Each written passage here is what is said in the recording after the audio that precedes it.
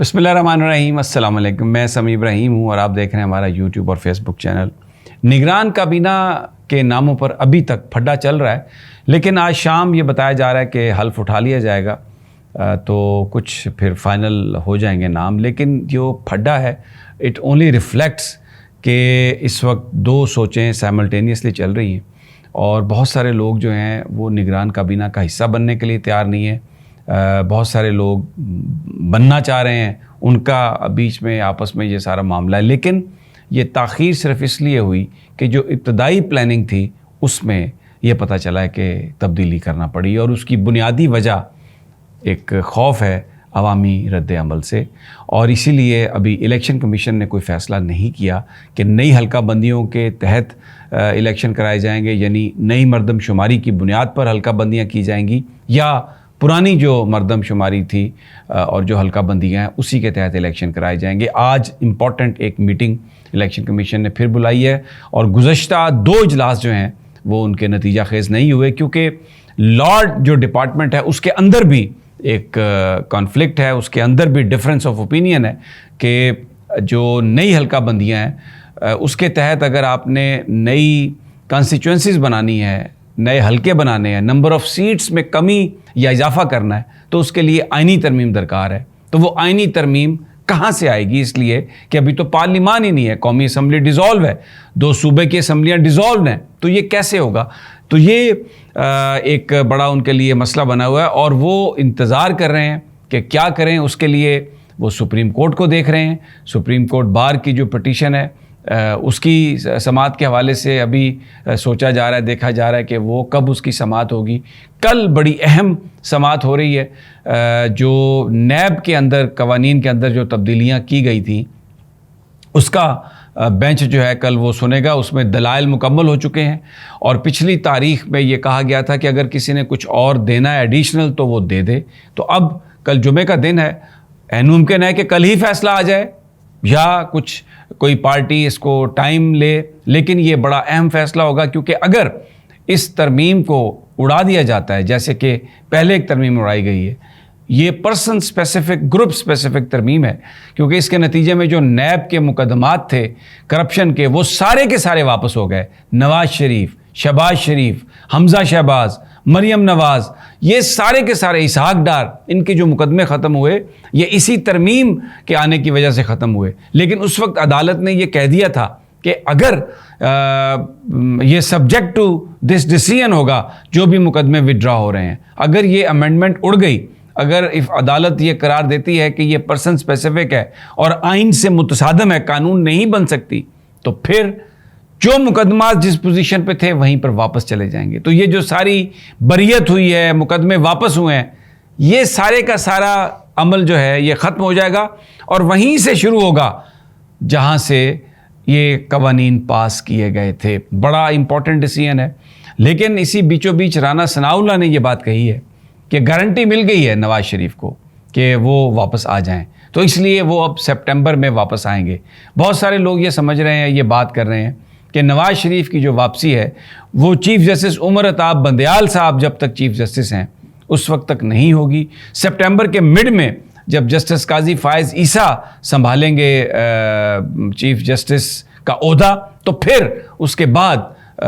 جناب نواز شریف صاحب واپس آئیں گے۔ لیکن سوال لوگ یہ کر رہے ہیں سوشل میڈیا پر بھی کہ ٹویٹر کہ یہ جو انہوں نے بات کی ہے رانا ثناء اللہ نے کہ گارنٹی مل گئی ہے، کس کی گارنٹی اور کہاں سے یہ گارنٹی لینا چاہ رہے تھے؟ پاکستان کے ادارے تو اب کھل کر برملا کہہ چکے ہیں کہ وہ سیاست میں ملوث نہیں ہیں، تو رانا ثناء اللہ کیا ان کو سیاست میں ڈریگ کر رہے ہیں؟ رانا ثناء اللہ کی یہ بات کہ ہمیں گارنٹی مل گئی ہے، لوگ سوال کر رہے ہیں کہ کس نے گارنٹی دی آپ کو؟ ایک شخص جو عدالت سے سزا یافتہ ہے، ایک شخص جو عدالت سے بھگوڑا ہے، جس کے فنڈامنٹل رائٹس جو ہیں وہ سسپینڈڈ ہیں، اور وہ آئین اور قانون کے مطابق اس وقت تک نہیں مل سکتے جب تک وہ عدالت میں آ کے سرنڈر نہ کرے، تو عدالت کے سرنڈر سے پہلے کس سے یہ گارنٹیاں مانگ رہے ہیں؟ بڑا سنگین بیان ہے یہ، اور اس پر بڑی گفتگو ہو رہی ہے۔ میں نے اپنے اس ویلاگ کے ابتدا میں آپ سے یہ کہا کہ طاقت جو ہے، اسٹیک ہولڈر جو ہیں،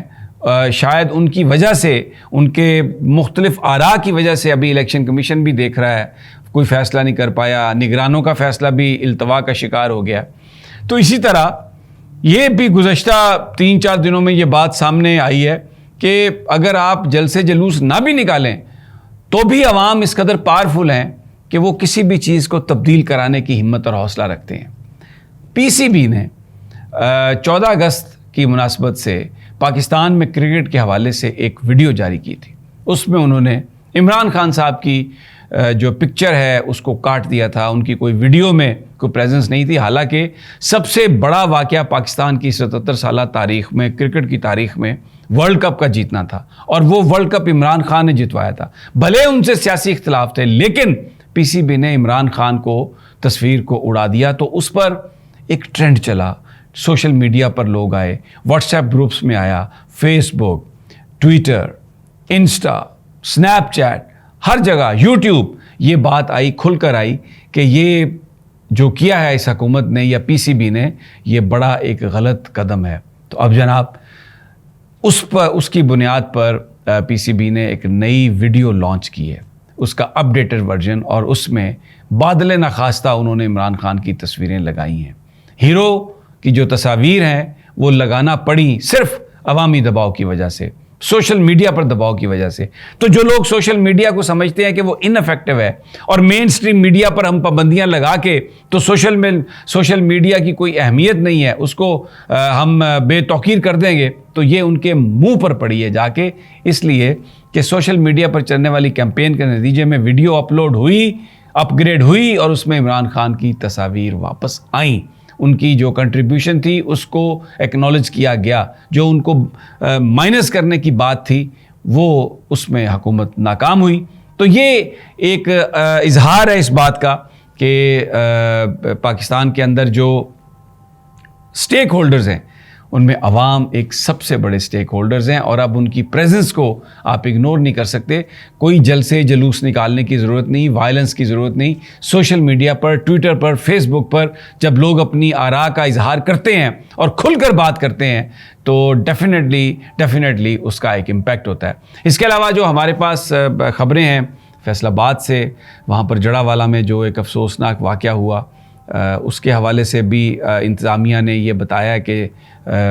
لا اینڈ آرڈر کو بحال کرنے کی کوشش کی جا رہی ہے۔ بہت امپورٹنٹ ہے، پاکستان میں جو منورٹیز ہیں ان کو تحفظ دیا جائے، اور سزا جزا کا جو عمل ہے یہ عدالتیں کرتی ہیں، یہ اسٹیٹ کرتی ہے۔ عام انڈیویجول جو ہیں، عام انسان جو ہیں، ان کو اس بات کا نہ اختیار ہے نہ دیا جا سکتا ہے، کیونکہ اگر یہ اختیار دے دیا جائے لوگوں کو تو پھر اس سے انارکی، اور ہم نے یہی دیکھا کہ فیصل آباد میں وہاں انتظامیہ نے تھوڑا غفلت سے کام کیا جڑا والا میں، جس کی بنیاد پر بڑا نقصان ہوا، لوگوں کی املاک کا نقصان ہوا، اور مقدس جو عبادت گاہیں ہیں ان کو بھی جلایا گیا۔ جس کسی نے بھی قانون کو ہاتھ میں لیا، چاہے وہ کسی کی کتاب ہے، مسلمانوں کی ہے، عیسائیوں کی ہے، اس کو ضرور قانون کے مطابق سزا دینی چاہیے۔ جو لوگ قانون اپنے ہاتھ میں لیتے ہیں انہیں بھی اس بات کی سزا ملنی چاہیے، اور ریاست کو اور حکومت کو یہ سوچنا چاہیے کہ لوگ ان پر اعتبار کیوں نہیں کرتے۔ ان کو یہ جو کانفیڈنس ہے اس کو بحال کرنا چاہیے کہ لوگ معاملات کو اپنے ہاتھ میں لینے کی بجائے ریاست یہ سمجھیں کہ ریاست یہ فریضہ سر انجام دے گی۔ اجازت دیجیے مجھے، اگلی ویڈیو تک انشاءاللہ جلد ملاقات ہوگی۔ اللہ نگہبان۔